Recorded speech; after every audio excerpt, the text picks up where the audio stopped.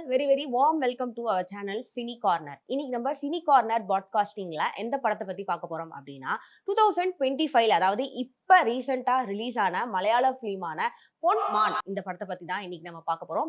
இந்த படத்துல வந்து நம்ம எதிர்பார்க்காத நிறைய கேரக்டர்ஸ் வந்து உள்ள இருப்பாங்க. இப்படியெல்லாம் மனிதர்கள் இருப்பாங்களா அப்படின்னு சொல்லிட்டு சொல்லக்கூடிய ஒரு படம் தான் வந்துட்டு இந்த படம். ஃபர்ஸ்ட் ஸ்டார்டிங்லேயே வந்து ஒருத்தரை காட்டுவாங்க. அவரால் தான் இந்த படமே வந்து த்ரூ அவுட் ரன் ஆகுதுன்னே வந்து சொல்லலாம். அவருடைய தங்கச்சிக்கு வந்து 32 வயசு ஆயிடும். 32 வயசு ஆயுமே இன்னுமே கல்யாணம் ஆகலைன்னு சொல்லிட்டு அவங்க அம்மா ரொம்ப கஷ்டப்பட்டுட்டு இருப்பாங்க. காரணம் என்ன அப்படின்னா வந்துட்டு அவனோட அண்ணன் வந்துட்டு பொலிட்டிக்கல்ல வந்து இருப்பாங்க. பாலிடிக்ஸ்ல இருக்கிறதுனால ஒரு பார்ட்டில ஒரு மெம்பரா இருப்பாரு. அவ்வளவுதான். அந்த பார்ட்டில இருக்கவங்கலாம் வந்து இவரை மதிக்க கூட மாட்டாங்க. இவர் தான் வந்து அந்த பார்ட்டிக்காக வந்து ரொம்ப உழைச்சுக்கிட்டு ரொம்ப சுத்திக்கிட்டு அவங்களுக்காக சண்டை போட்டுக்கிட்டு அந்த மாதிரியான வேலைகள்லாம் பார்த்துட்டு இருப்பாரு. ஊர்ல இருக்காங்க எல்லாருமே வந்து இவருக்கு வந்து எதிரியா இருப்பாங்க. இவர் வந்தாலே வந்து இவனா சரி இவன் வந்து சுத்திக்கிட்டு தான் இருப்பான், வந்து உருப்பட மாட்டான் அப்படின்னு சொல்லிட்டு இவரை வந்து திட்டிக்கிட்டே இருப்பாங்க. இவர் எந்த வேலை வெட்டிக்கும் போகாம சும்மா பார்ட்டின்ற பேர்ல வந்துட்டு பொலிட்டிக்கல் வைஸா சுத்திக்கிட்டு இருக்க ஒரு பர்சனா இருப்பாரு. ஒரு சர்ச் வாசல்ல வந்துட்டு இருக்கக்கூடிய சுவர்ல வந்துட்டு இவங்களுடைய கட்சி போஸ்டரை வந்து ஒட்டுவாங்க. கட்சி போஸ்டர் வந்து ஒட்டிட்டு போனதுக்கு அப்புறம் அங்க இருக்கக்கூடிய அந்த சர்ச்ல இருக்கக்கூடிய நிர்வாகிகள்லாம் வந்து இங்க யார் போஸ்டர் ஒட்டினா இது வந்து இங்கெல்லாம் ஒட்டக்கூடாது அப்படின்னு சொல்லி அதை வந்து கிழிச்சிருவாங்க. அதை பார்த்து இவர் கோபமாகி அங்க இருக்கக்கூடிய ஒரு பெரிய ஆபீசரை வந்து இவர் அடிச்சிருவாரு. அடிச்சதுனால வந்து இவர பார்ட்டில இருந்து வந்து தூக்கிடுவாங்க. இவங்களுடைய தங்கச்சிக்கு இங்க ஒரு பக்கம் பார்த்தா கல்யாணம் ஆகணும். இவருக்கு வந்து வேலை வெட்டி எதுவுமே கிடையாது. பார்ட்டிய வச்சு தான் இவர் வந்து ஏதோ வந்து பொழச்சுக்கிட்டு இருக்காரு. இவங்க தங்கச்சிக்கு 32 வயசாயிடும். வரவங்க போறவங்கலாம் வந்து பொண்ணுக்கு எப்பதாங்க கல்யாணம் பண்ணுவீங்க அப்படின்னு வந்து கேட்டுக்கிட்டே இருப்பாங்க. திடீர்னு வந்துட்டு ஒரு ஃபேமிலி வரும். அந்த ஃபேமிலி கிட்ட வந்து பேசிட்டு இருக்கும்போது இந்த மாதிரி என் தங்கச்சிக்கு வந்து கல்யாணம் ஆகணும் அப்படின்னு சொல்லிட்டு இருக்கும்போது எங்க வீட்ல வந்து ஒரு பையன் இருக்கான். அவனுக்கு வந்து நாங்க வந்து கல்யாணம் பண்றதா இருக்கோம். ஆனா வந்து 25 சவரம் நகை போடுற ஒரு பொண்ண தான் வந்துட்டு என் பையனுக்கு வந்து நாங்க கல்யாணம் பண்ணி வைக்கிறதா இருக்கோம்னு சொல்லிட்டு அவங்க சொல்லுவாங்க.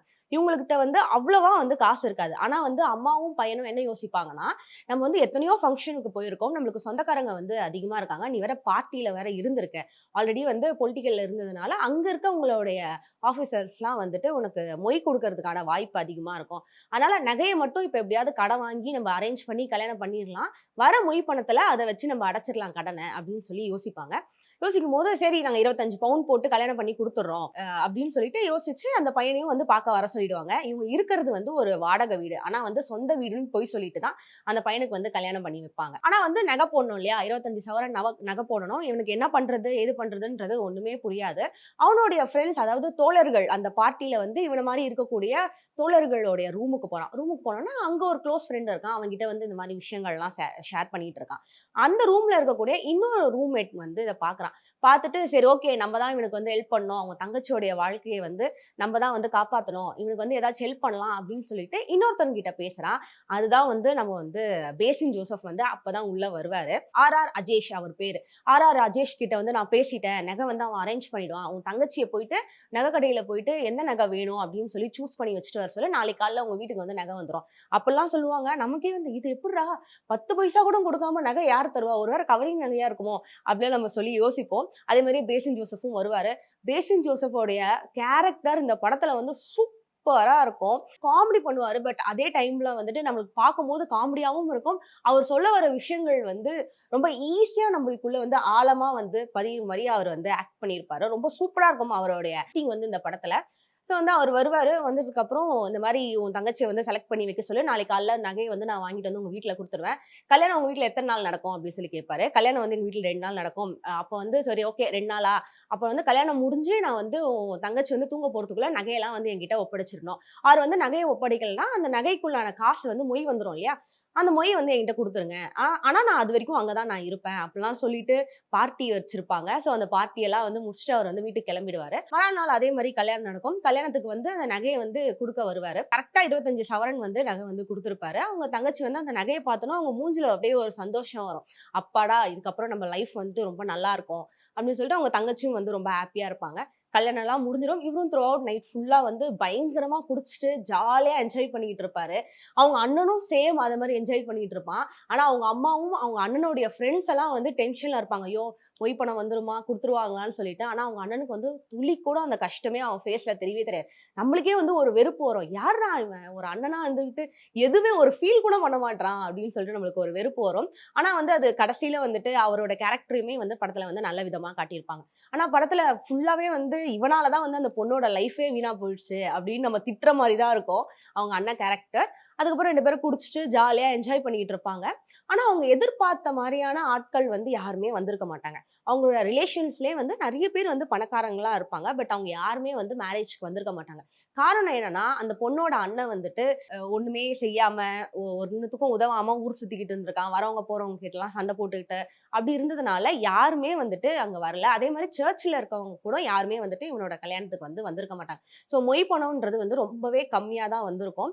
அம்மா, பொண்ணு எல்லாருமே பயந்துகிட்டே இருப்பாங்க. எப்படா வந்து மொய் பணம் எல்லாரும் வந்து வைப்பாங்க. எப்ப இவன குடுத்து அனுப்பலாம். ஏன்னா இவன பார்க்கும்போதெல்லாம் வந்துட்டு ஒரு பயம் வந்துகிட்டே இருக்கும். எங்கேயாவது குடிச்சிட்டு உளறிட போறான் அப்படின்னு சொல்லிட்டு ஃபுல்லா வந்து பயந்துகிட்டே இருப்பாங்க. ஆனா வந்து அவன் வந்து ஓகே டீசென்ட்டா நடந்துப்பான். மொய் பணம் வந்தத அவன் வாங்கிட்டு போயிடணும். அதுவரைக்கும் நம்ம வந்து என்ன விஷயத்துக்காக இங்க வந்திருக்கோம் அப்படின்றத வந்து ஓப்பன் பண்ணக்கூடாதுன்னு சொல்லி அவன் டீசென்ட்டா நடந்துகிட்டு இருப்பான். அண்ட் மேரேஜ் எல்லாம் முடிஞ்சிரும். முடிஞ்சதுக்கு அப்புறம் வந்து மொய் பணத்த எண்ணும்போது வந்து அவங்க 25 சவரன் நகை போட்டிருப்பாங்க. ஆனா வந்து 20 சவரனுக்கான நகைக்கு மட்டும் தான் அவங்க கிட்ட மொய் பணம் வந்திருக்குமே. பேலன்ஸ் இருக்கிற நகைக்கு வந்து மொய் பணம் வந்திருக்காது. அவன் என்ன சொல்லுவான், "சரி நீங்க பேலன்ஸ் வந்து என்ட்ட திருப்பி குடுத்துருங்க. காசு இல்லாத நகைய வந்து என்ட்ட திருப்பி குடுத்துருங்கன்னு" சொல்லிட்டு அவங்ககிட்ட கேட்பான். ஆனா இவங்களால குடுக்க முடியாது. ஏன்னா வந்து அந்த பொண்ணு வந்து அவங்க ஹஸ்பண்டோட இருப்பான். அவங்க ஹஸ்பண்ட் வந்து பார்த்தா எப்படி சொல்றது? இவன்லாம் வந்து அந்த பொண்ணு வந்து கிளி மாரி ஒரு பொண்ண வந்து ஒரு யாருக்கோ கட்டி குடுத்துட்டாங்க அப்படின்னு சொல்லி ஒரு பழமொழி சொல்லுவாங்க இல்லையா? அந்த மாரி இருக்கும். அந்த பொண்ணு பார்க்க அழகா, அவ்ளோ ஸ்வீட்டா, சாந்தமா இருக்கும். ஆனா அவன பார்த்தா வந்துட்டு அந்த பொண்ணே வந்து படத்துல சொல்லியிருப்பாங்க. "எனக்கு ஒரு மலமாட வந்து கட்டி வச்சுட்டீங்க" அப்படின்னு சொல்லிட்டு. அவன் சேம் அப்படிதான் இருப்பான். அந்த பொண்ண போட்டு அடிப்பான். முதல் நாளே வந்து இந்த பொண்ணுகிட்ட வந்து ரொம்ப ரகடா வந்து நடந்துப்பான். அவன் வந்து நான் அவங்க தூங்குனதுக்கு அப்புறம் நான் நகைய வந்து குடுக்குறேன் அப்படின்னு சொல்லிட்டு அவங்க அம்மாட்ட சொல்லிட்டு இந்த பொண்ணு போய் ரூமுக்கு போயிடுவாங்க. இவனும் காலையில வரைக்கும் வெயிட் பண்ணி பார்த்துட்டு அவன் வந்து தூங்கவே அவங்க ரூம் லைட் ஆஃப் பண்ணதும் நம்ம போய் வாங்கிக்கலாம்னு சொல்லி காலையில வரைக்கும் வெயிட் பண்ணி பார்ப்பான். ஆனா கடைசி வரைக்கும் அந்த ரூம்ல வந்து லைட் ஆஃப் ஆகவே ஆகாது. சரி காலையில ஆயிடுச்சு. அவங்க வந்து வெளிய வருவாங்க. நம்ம நகை வாங்கிக்கலாம்ன்னு பார்த்து, இவனுக்கு தெரியாம அவங்க அவசர அவசரமா வந்து ஆட்டோ ஏறி வந்து அந்த பையனோட வீட்டுக்கு வந்து போயிடுவாங்க. அம்மா கிட்ட கேட்கும்போது, "இல்ல இங்க வந்து பாத்ரூம் சரியில்லன்னு சொல்லிட்டு மாப்பிள வந்து என் பொண்ண வந்து இழுத்துட்டு போறாரு" அப்படின்னு சொல்லிட்டு சொல்லுவாங்க. ஸோ வந்து கேரளா சைடுல வந்து பொண்ணு வீட்ல ஒரு வாட்டி மேரேஜ் நடக்கும். அண்ட் பையன் வீட்ல ஒரு வாட்டி ரிசப்ஷன் நடக்கும் போல. ஸோ அந்த ரிசப்ஷனுக்கு போறாங்க. இவனும் வந்துட்டு அந்த ரிசப்ஷனுக்கு போறான். அந்த இடமே வந்து ரொம்ப ரவுடிசமான இடமா. ஸோ இவன் வந்து முடிஞ்சா வந்து அவங்க அண்ணன் சொல்லுவான். "முடிஞ்சா வந்து அந்த இடத்துக்கு போய் நீ வந்து நகைய வாங்கிடு" அப்படின்னு சொல்லிட்டு போகும்போது, அங்க வந்து அந்த பொண்ணு வந்து பயப்படும் இவன பார்த்து. இந்த பொண்ணுகிட்ட அந்த பொண்ணு வந்து இவன்கிட்ட வந்து சொல்லும், "என்னோட வாழ்க்கையே வந்து இந்த நகையில தான் இருக்கு. ஸோ அதனால ப்ளீஸ் நீங்க வந்து சொல்லாதீங்க. நான் 2 நாள்ல வந்து எங்க அம்மா வீட்டுக்கு வருவேன் விருந்துக்கு. அப்ப நான் வந்து என்னோட நகைய வந்து உங்ககிட்ட வந்து நான் கழட்டி குடுத்துர்றேன்" அப்படின்னு சொல்லிட்டு சொல்லும். இவன் என்ன பண்ணுவான், நான் நகைய வாங்குற வரைக்கும் இந்த ஊர விட்டு போவே மாட்டேன்னு சொல்லிட்டு வெளிய போய் ஒரு ரூம்ல வந்து லாட்ஜ்ல வந்து ரூம் எடுத்து வந்து தங்கியிருப்பான். கூடயும் வந்து இந்த பொண்ணோட அண்ணனும் போய் அவன் கூட தங்கியிருப்பான். அவங்க அண்ணனுக்கு வந்து 2, 3 வாட்டி வந்து இவன வந்து கொலை பண்ணிடலாம். இவன் இருக்கிறதுனால தானே வந்து இவ்ளோ டார்ச்சர நம்ம வந்து அனுபவிக்கிறோம். ஏன்னா, இவனுக்கும் டார்ச்சர் குடுப்பான். நான் போய் சொல்லிடுவேன். எனக்கு நகைய வாங்கி குடுன்னு. அவங்க அம்மாக்கும் பண்ணுவான். அந்த பொண்ணுக்கும் பண்ணுவான். பட் வந்து இது அவனோட சைட்ல இருந்து பார்க்கும்போது கரெக்ட் தானே. ஏன்னா வந்து இவனே வந்து ஒரு இடத்துல வந்து வேலை பார்க்கிறவன் தான். அங்கருந்து இவன் நகைய எடுத்துட்டு வந்து குடுத்துருக்கான். இவன் காசு எடுத்துட்டு போனா தான் அவங்களோட முதலாளியும் வந்து இவன வந்து நம்புவாங்க. ஸோ இதெல்லாம் வந்து அவன் எதுவுமே சொல்ல மாட்டான். சொல்லாமலே வந்துட்டு எனக்கு நகைய குடுங்க. இல்ல நான் போய் சொல்லிடுவேன் அப்படின்னு சொல்லிட்டு பேசிக்கிட்டு இருப்பான்.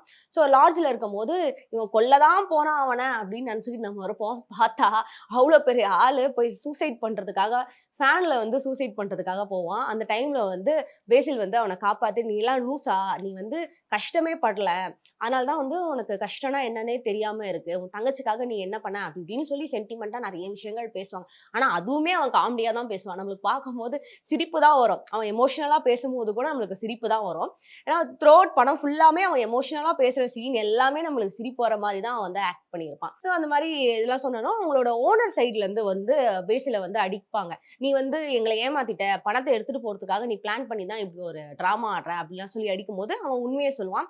உண்மைய சொன்னோனே, "சரி ஓகே. இன்னும் 2 நாள் டைம் தரேன். நீ நகையோட வந்துரு. இல்லன்னா பணத்தோட வந்துரு. நீ வந்து பத்திரமா போயிட்டு வா அந்த இடத்துக்கு" அப்படின்னு சொல்லி அனுப்புவாங்க. அங்க போனதும் வந்து அவங்க அந்த பொண்ணோட ஹஸ்பண்ட் இருக்கான் இல்லையா? அவனுக்கு வந்து ஃபோன் பண்ணுவான். அவன் வந்து ஒரு எறா பண்ணை வந்து நடத்திக்கிட்டு இருப்பான். "உங்க எறா பண்ணையில வந்து குடிக்கலாமா? இயற்கையில குடிக்கணும்னு எனக்கு ரொம்ப ஆசையா இருக்கு" அப்படின்னு சொல்லிட்டு பேசில் ஜோசப் சொன்னதும், இவனோட ஃப்ரெண்ட்ஸு அவங்க போய் எறா பண்ணையில வந்து குடிச்சிட்டு இருப்பாங்க. ஆனா வந்து அந்த மாப்பிள்ளை இருக்கான் இல்லையா, அவன் ரொம்ப ரகடு. அவன் மூஞ்ச பார்த்தாலே நம்மளுக்கு எரிச்சலா வரும். ஏன்னா அந்த பொண்ணு வந்து கல்யாணம் ஆகி ஒரு 10 டேஸ் கூட ஆயிருக்காது. அந்த பொண்ணுகிட்ட அவ்ளோ ஒரு மிருகத்தனமா நடந்திருப்பான். நம்மளுக்கு பார்க்கும்போது, "ஏய் இவனுக்கெல்லாம் ஏன்டா கல்யாணம் பண்ணி குடுத்தீங்க?" அப்படின்ற மாரி நம்மளுக்கு டென்ஷன் ஆகும். ஸோ அப்படிதான் மிருகத்தனமா நடந்துப்பான். அண்ட் அவனோட ஃப்ரெண்ட்ஸு, ஃபேமிலி யார்கிட்டயுமே அவன் சிரிச்சு பேசி படத்துல பார்க்கவே முடியாது. எல்லார்கிட்டயும் சிடு சிடு சிடு சிடுன்னு தான் பேசிக்கிட்டே இருப்பான். ஆனா அவங்க எறா பண்ணையில போய் குடிக்கும்போது வந்து பேசில் ஜோசப் வந்து வேணும்னே வந்துட்டு அவன்கிட்ட வம்பிழுப்பான். "நீ வந்து எப்படிப்பட்ட ஆளுன்னு தெரியும். நீ வந்து தப்பு பண்றன்றது எனக்கு தெரியும். இந்த நகை வந்து எப்படி வந்தது தெரியுமா?" அப்பல்லாம் சொல்லி பேசிட்டு இருப்பான். ஆனா முழுசா சொல்றதுக்குள்ள அவனோட ஃப்ரெண்ட்ஸ் எல்லாம் வந்து பேசில் ஜோசஃப வந்து கூட்டிட்டு போயிடுவாங்க. அவன் வந்து போறதுக்கு முன்னாடி வந்து இவர்கிட்ட வந்து சட்டைய புடிச்சு சண்டை போட்டுருவான். இவனுக்கு வந்து ஈகோ வந்து அதிகமாயிட்டு, அவன வந்து "நாளைக்கு காலையில 3 மணிக்கு என்ன வந்து பார்க்க சொல்லு. அவன் யாரு? அவன் என்னன்றத நான் தெரிஞ்சுக்கணும்." அப்படின்னு சொல்லிட்டு அவனுடைய மச்சான்கிட்ட வந்து சொல்லி அனுப்புவான். "காலைல வந்து நீ 3 மணிக்கு போறியா? அவன் வந்து ரொம்ப ரகடான ஆளு. உன்ன அடிச்சுருவான். நீ வந்து போய் எதுவும் வீணா பேசாத." அப்படின்னு சொல்லுவான். இவன் ரொம்ப ஜாலியா, "நான் போறேன்டா. என்ன நடக்குதுன்னு பார்றா." அப்படின்னு சொல்லிட்டு ஜாலியா கிளம்பி போவான். 3 மணிக்கு போயிட்டு அவன்கிட்ட பேசும்போது வந்து இந்த நகை விஷயம் எல்லாத்தையும் வந்து சொல்லுவான். ஆனா அவன் என்ன பண்ணுவான், அவனுக்கு வந்து ஆக்சுவலா வந்து கோவம் வரணும். நம்ம பொண்டாட்டி வீட்ல இருந்து நம்மள ஏமாத்திட்டாங்க. நம்ம பொண்டாட்டி வந்து ஒரு காசு குடுக்காம ஒரு திருட்டு நகைய வந்து நம்மகிட்ட போட்டு வந்து ஏமாத்திட்டா. இத வந்து நம்ம எப்படியாவது அவன்ட்ட குடுத்துறணும். அவன் மூஞ்சில விட்டெறிஞ்சிடணும். இப்படிதான் வந்து எல்லா ஹஸ்பண்டும் வந்து யோசிப்பாங்க. ஆனா இவன் என்ன சொல்லுவான், "அது வந்து என்னோட நகை. எனக்கு வந்த நகை. எனக்கு வரதட்சணையா வந்த நகை. நான் ஏன் உன்கிட்ட குடுக்கணும்? முடிஞ்சா என்கிட்ட இருந்து வாங்கிக்கோ." அப்படின்னு சொல்லி அப்படியே ஆப்போசிட்டா பேசுவான். இவனுக்கு வந்து டென்ஷன் ஆயிடும். டென்ஷன் ஆயிட்டு, "இல்ல அது என்னோட நகை. இல்லன்னா அதுக்கான காசு என்கிட்ட குடுன்னு" சொல்லி மாறி மாறி வாக்குவாதம் நடந்துட்டே இருக்கும். இவன் என்ன பண்ணுவான், இடுப்புல இருந்த கத்திய எடுத்து பேசில் ஜோசஃபோட வயித்துல வந்து குத்திடுவான். குத்திட்டு வீட்டுக்கு கிளம்பி போயிடுவான். வீட்டுக்கு கிளம்பி போனோனே, அந்த கத்திய பார்த்துட்டு, அந்த கத்தியில இருக்க ரத்தத்த பார்த்துட்டு, "ஒரு வேளை இவன தான் கொன்னுட்டா" அப்படின்னு சொல்லிட்டு ஹீரோயினுக்கு வந்து தெரிய வரும். ஹீரோயின் வந்துட்டு அவன போய் பார்க்கணும்னு சொல்லிட்டு ட்ரை பண்ணுவா. ஆனா வந்து அவன் எங்க இருக்கான், ஏதுமே வந்துட்டு தெரியவே தெரியாது. அவங்க வீடு எங்க இருக்குன்னு சொல்லி கண்டுபிடிச்சுட்டு போம்போது தான் வந்து, அவங்க வீடு வந்து ரொம்ப பாழடைஞ்ச, இடிஞ்சு போன ஒரு வீடா இருக்கும். அவங்க அம்மா வந்து ஒரு கல்லு தயாரிப்பாங்க இல்லையா? அந்த செங்கசூளை. அங்க வந்து வொர்க் பண்ணிட்டு இருப்பாங்க. அவங்க தங்கச்சியும் வந்து கூட வந்து வொர்க் பண்ணிட்டு இருப்பாங்க. அப்பதான் அவங்க அம்மா சொல்லுவாங்க, எங்க வீடு வந்து ரொம்ப வறுமையில இருக்கு. இதுக்காக தான் அவன் என்னென்னவோ பண்ணி எங்களுக்காக காசு சேர்த்துட்டு இருக்கான். எங்க வீட்டுக்காரர் வந்து நெறைய கடன் வந்து வச்சுட்டு போயிட்டாரு. அந்த கடன அடைக்கிறதுக்கு தான் அவன் வந்து எங்கெங்கேயோ ஓடிட்டு இருக்கா அப்டின்னோனே, இவன் மேல வந்துட்டு ஹீரோயினுக்கு வந்து ஒரு சாஃப்ட் கார்னர் வரும். ச்சே! இவன போய் வந்து நம்ம டார்ச்சர்ன்னு நெனச்சுட்டோமே! இவனுக்கு நம்ம எப்படியாவது ஹெல்ப் பண்ணணும் அப்படின்னு சொல்லிட்டு, நகை இருக்கிற இடத்துக்கு வந்து போவான். இவன் கிட்ட இருக்க எல்லா நகையுமே கழட்டி, அவன் பீரோக்குள்ள வந்து குளோஸ் பண்ணி வந்து வச்சுருவான். சாவி எங்க வைக்கிறான், எதுவுமே வந்துட்டு ஹீரோயினுக்கு வந்து தெரியவே தெரியாது. ஒரு நாள் வந்து திருட்டுத்தனமா பார்த்து, அந்த சாவிய எடுத்து நகையெல்லாம் வந்து எடுப்பான். எடுக்கும்போது அவங்களுடைய மாமனார் வந்து பார்த்துருவாரு. நம்ம வந்து நெனைப்போம், அவ்வளதான் முடிஞ்சிருச்சு இவ கத. ஏன்னா வந்து அவங்க வீட்ல எல்லாருமே வந்து இவள வந்து திட்டிக்கிட்டே இருப்பாங்க. நகை விஷயம் தெரிஞ்சதும் இன்னும் திட்ட ஆரம்பிச்சுருவாங்க. பயங்கரமா திட்டுவாங்க. அதனால அவங்க மாமனாரும் வந்து கண்டிப்பா வந்து அவன்கிட்ட போட்டு குடுத்து இவன வந்து மாட்ட வச்சுருவான்னு தான் நம்ம நெனைப்போம். ஆனா அவங்க மாமனார் வந்து ஹெல்ப் பண்ணி பஸ் ஏத்தி விட்டு, "நீ போய் குடுத்துட்டு வாம்மா பத்திரமா" அப்படின்னு சொல்லி அனுப்புவாரு. கரெக்ட்டா பஸ் ஏறி உட்கார்ந்து மூவ் ஆகும்போது அவன் வந்துருவான். வந்து ரோட்லயே போட்டு அவள போட்டு அடி அடின்னு அடிப்பான். நம்மளுக்கெல்லாம் வந்து யாருடா இவன்? இவ்ளோ அழகான பொண்டாட்டிய வந்து ஒரு நகைக்காக இப்படி அடிக்கிறானே! அவனுக்கெல்லாம் கொஞ்சம் கூட பாசமே இருக்காதான்னு சொல்லி நம்மளுக்கு அவ்ளோ கோவம் வரும். அடிச்சு வீட்ல எடுத்துன்னு போய் வந்து அவள விட்டுடுவான். விட்டதுக்கு அப்புறம் வந்து மறாவது நாள் வந்து ஒரு திருவிழா வரும். அங்க சர்ச் திருவிழா வரும். சர்ச் திருவிழாவுக்கு எல்லாரும் வந்து கிளம்பி போவாங்க. வீட்ல நகைய வச்சா வந்து கண்டிப்பா வந்து அவன் வந்து எடுத்துருவான்.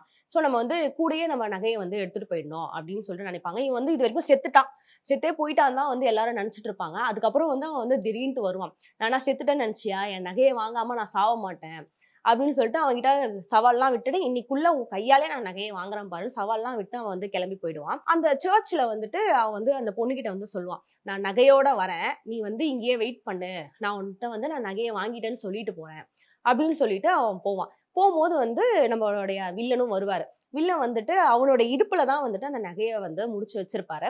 "என்னோட வீட்ல தானே நீ போய் நகைய எடுக்க போற. போய் எடுத்துக்கோ. இருந்தா நீ ஒரு ஆம்பளையா இருந்தா போய் எடுத்துக்கோ" அப்படின்னு சொல்லி அவன் சவால் விடுவான். இவன் வந்து கண்டுபிடிச்சுருவான். "நீ உன் இடுப்புல தானே நகைய வச்சிருக்க. பாத்துக்கலாம் வா.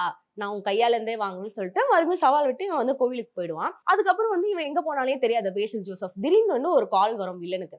வந்ததும், "நான் உன்னுடைய எறா பண்ணையில வந்து இருக்கேன். உன்னோட எறா வந்து ஒரு 1000 எறாவ தொறந்து விட்டேன்னா, ஒரு 1,00,000 வந்து உனக்கு லாஸ் ஆகுமா? ஸோ இப்ப நான் தொறந்து விடுறேன் பாருன்னு சொல்லிட்டு அது தொறந்து விட ஆரம்பிச்சுருவான். இவன் வந்து அரக்க பறக்க ஓடி போயிட்டு அவன் கிட்ட போய் சண்டை போட்டுக்கிட்டு இருப்பான். இவனும் அந்த எறா பண்ணைய வந்து ஆத்துல தொறந்து விட்டுருன்னு சொல்லி பிளாக்மெயில் பண்ணிக்கிட்டே இருப்பான். 2 பேருக்குள்ள வந்து பயங்கரமா ஒரு சண்டை நடக்கும். அடிச்சுப்பாங்க. சேத்துலலாம் வந்து புரண்டு அடிச்சுப்பாங்க.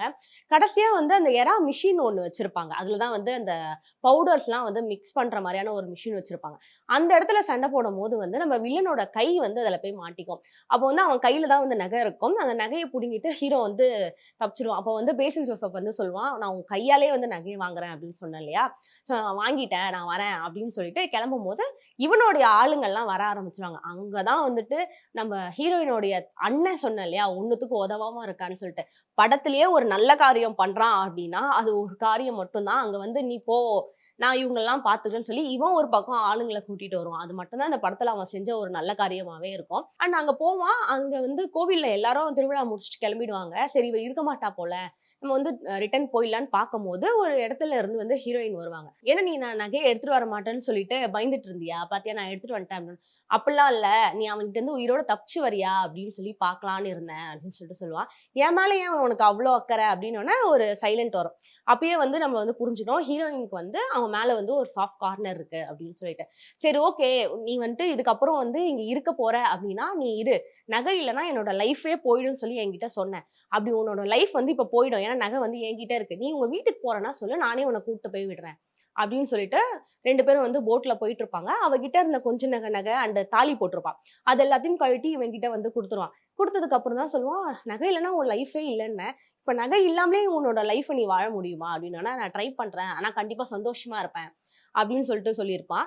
என் வீட்ல வந்து யாருமே வந்துட்டு எனக்கு 32 வயசு ஆயிடுச்சு. ஆனா வந்து இந்த மாப்பிள உனக்கு ஓகேவா? கல்யாணம் பண்ணிக்க அப்படின்னு சொல்லி என்கிட்ட வந்து யாருமே என்னோட விருப்பத்த கேட்கல. அதனால தான் நான் இப்படி ஒருத்தவங்க கிட்ட போய் மாட்டிக்கிட்டேன் அப்படின்னுட்டு அவன் சொல்லுவான். உடனே வந்து பேசில் ஜோசப் என்ன சொல்லுவான்னா, "இப்பதான் நீ வந்து நகை இல்லாம ரொம்ப அழகா இருக்க. என்ன நம்பி என் கூட வரியா?" அப்படின்னோன படத்த வந்து முடிச்சுருவாங்க. ஸோ வந்து இந்த படத்து மூலியமா என்ன சொல்ல வராங்க அப்படின்னா, இன்னுமே நெறைய இடங்கள்ல வந்து நகைக்காக வந்து பெண்கள கல்யாணம் பண்ணிக்கிறதா இருக்கட்டும். அதே மாரி ஏஜ் அதிகமாயிடுச்சுன்னா வந்து, "உனக்கு அந்த பையன் புடிச்சிருக்கா? புடிக்கலையா?" அப்படின்றதெல்லாம் கேட்காம, "கல்யாணம் பண்ணி வச்சா போதும்." அப்படின்னு சொல்லி கல்யாணம் பண்ணி வைக்கிற சூழல்லாம் இன்னுமே நம்ம தமிழ்நாட்டிலயும் சரி, பிற ஸ்டேட்லயும் வந்து நடந்துட்டு இருக்கு அப்படின்றத இந்த படத்துல வந்து ரொம்பவே வந்து ஜாலியாவும் காட்டியிருப்பாங்க. அதே டைம்ல வந்து ரொம்ப எமோஷனலான சைட கூட வந்து ஜாலியா நம்ம கிட்ட வந்து கன்வே பண்ணியிருப்பாங்க. அண்ட் இந்த மாரியான இன்ட்ரஸ்டிங்கான மூவிஸ பத்திலாம் தெரிஞ்சுக்கணும் அப்படின்னா, நம்மளுடைய சினி கார்னர் பாட்காஸ்டிங்க சப்ஸ்கிரைப் பண்ண மறந்துறாதீங்க.